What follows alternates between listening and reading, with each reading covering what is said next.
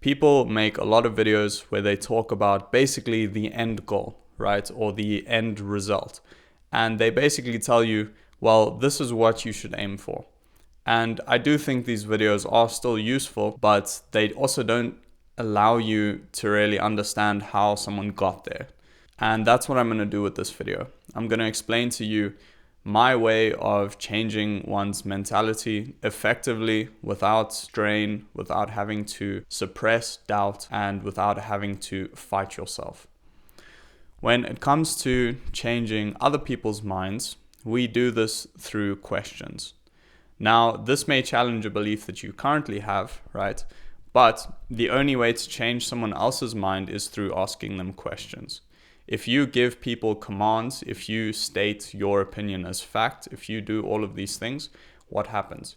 People usually resist you. We can see this so clearly with parents who have kids and they are strict with the kids.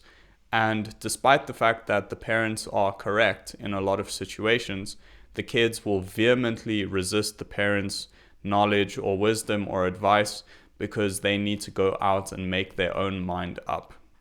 For my specific situation, my parents are not vehemently against a lot of things, right? My mom never told me all the time, don't smoke, don't drink, don't go out and party, or XYZ, right? And because of that, to this day, I was allowed to come to my own conclusions. And that's why I don't do any drugs, I don't drink, I don't smoke, I haven't in a long time. I don't even really like going out and clubbing, despite the fact that my mom is happy if I do. And I don't feel the need to try and assert my will, which allowed me to come to the correct conclusion in the first place. If you want your mind to come to the correct conclusion and you want your mind to accept new things, you need to allow yourself to have doubt, and you have to answer the questions that doubt will bring up. Now, for a long time on self-improvement, I was very scared to allow myself to doubt what people were saying, because I had the mentality where it's like, well, if I ended up in this position, clearly my mind has been wrong. And so I should listen to other people's minds and sort of disregard what my own thoughts would come up with in a way, because they've led me to where I am and I'm not where I want to be. Now, this is useful and I'm not saying you shouldn't do this, right? But the sort of key difference is that there is a middle ground that you can find where if you doubt what someone is saying, you don't have to force yourself to not feel that. What you have to do instead is just ask yourself questions and actually allow that doubt to come up. Right?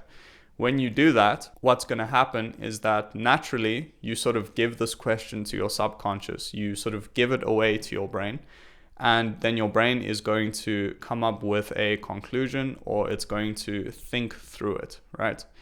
And this is what you need to do in essence to change your mentality, giving your brain opportunities to come to new conclusions.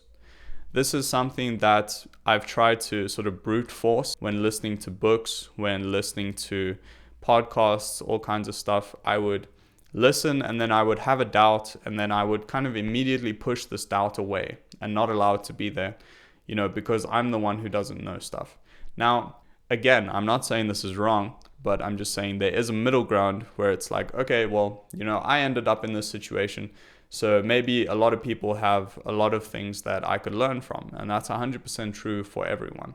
But at the same time, it doesn't mean that you have to disregard what you think to actually get the benefit of what someone else is saying. And if you disregard what you think, what's going to happen is that you don't actually change your mentality. You just take the part of yourself that thinks a certain thing and you basically suppress it and you push it down. And now what's going to happen is that the more you do that, the more that part of yourself is going to persistently try and come back up, right? Because that's what happens when we suppress things. It basically ensures that because of our resistance, it will persist. And again, this is the same if you look at the parent-child example, right? The more that the parent tries to make a choice for the child or force the child to do something, the more the child resists that choice. And it's the same with your mind. the more you try and force your mind to think something, the more it resists that conclusion. So how do you stop the mind from resisting the conclusions that you intellectually know are correct, but that you don't subconsciously or emotionally accept to be true? You have to just ask yourself questions. Now there's like a section in my notebook right now in my personal journal that I'm basically going to read for you in where I did this and how it helped me change my mentality about technology. Now this is literally a direct excerpt from my journal, and this is what it says. I suppose I need to answer the question, did video games and YouTube save me from my depression?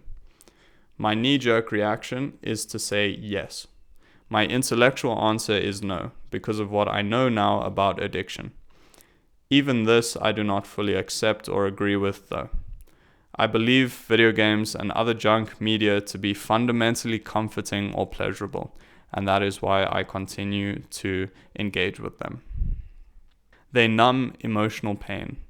They also distract your mind from intrusive thoughts. I was too autistic to be good at anything other than Rocket League at one point. However, while writing this, it has occurred to me that 95% of not being good enough came from self-esteem issues, which would have been greatly amplified due to the increased negative emotion I experienced by being heavily addicted to video games. So, as I was writing the first question, as I was allowing myself to express the doubt that I had, my mind immediately came to the intellectual conclusion that helped me change the way that I thought about something. Literally within the act of allowing doubt up and allowing myself to write it down and actually like verbalize it and validate it in a way, my mind immediately answered its own question and allowed me to add that one more slot, which literally has made it so that I've spent less time on my phone today than I have in months in the morning, and it's because of that. So the way that you change your mentality is by allowing doubt to come up and then allowing your mind to answer the questions that you naturally will have about things. Now, people are quite scared to allow themselves to feel doubt and fear, right? Because they aren't nice emotions. And we also think that, well, the more I allow myself to doubt, the more I'm going to regress and forget what's important, right? But this comes from the assumption that the mindset or the thing that you're trying to work towards is not true.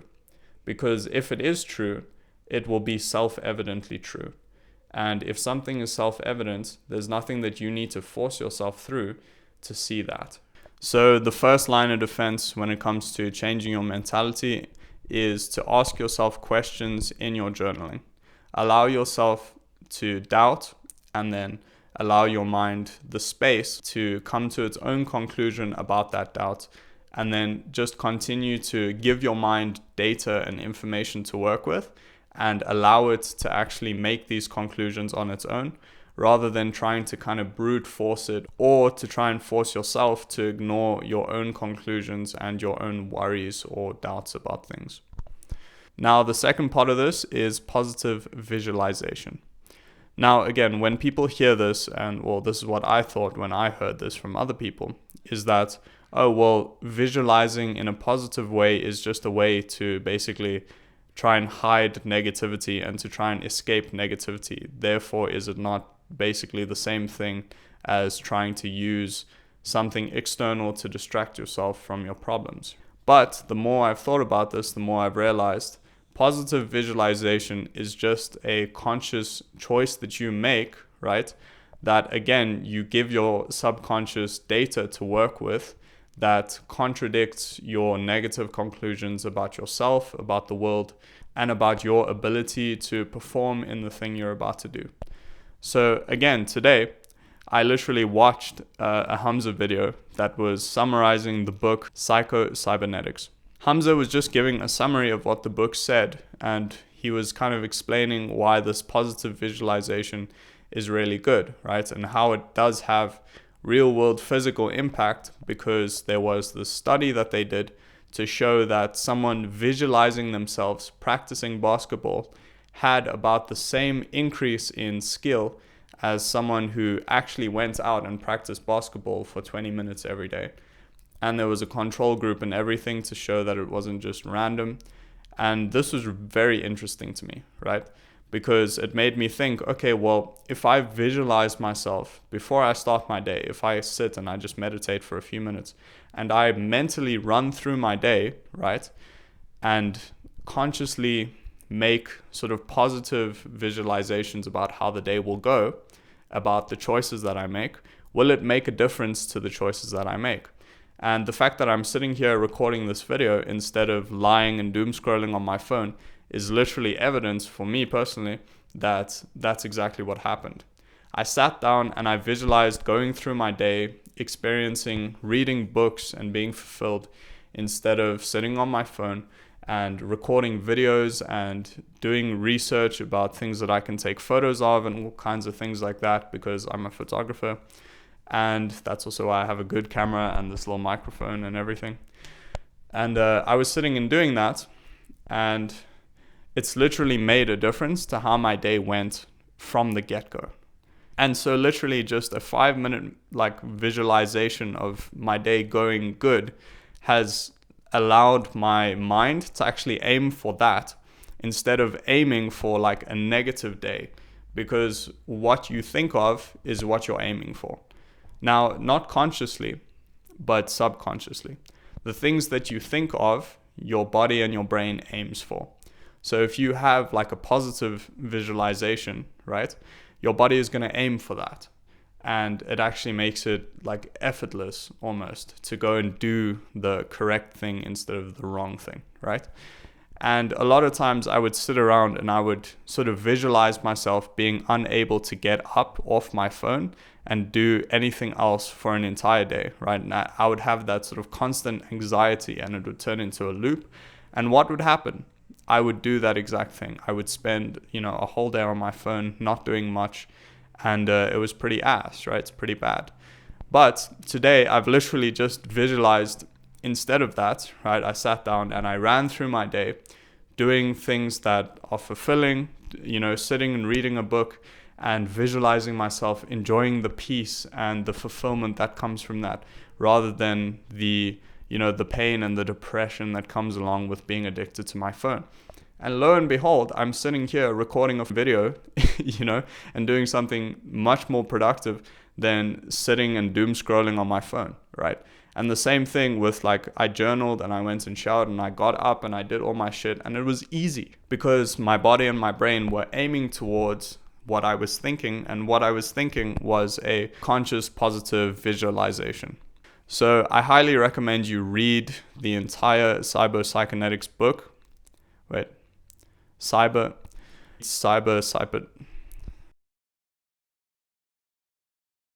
And I'm also going to go and read the whole book because I've only watched a video of a summary of the book and it's already made this big difference for me, right? So if you can get the book yourself and read it, that's going to be even better. I'm going to do that for sure. So that's my recommendation on how to change your mentality.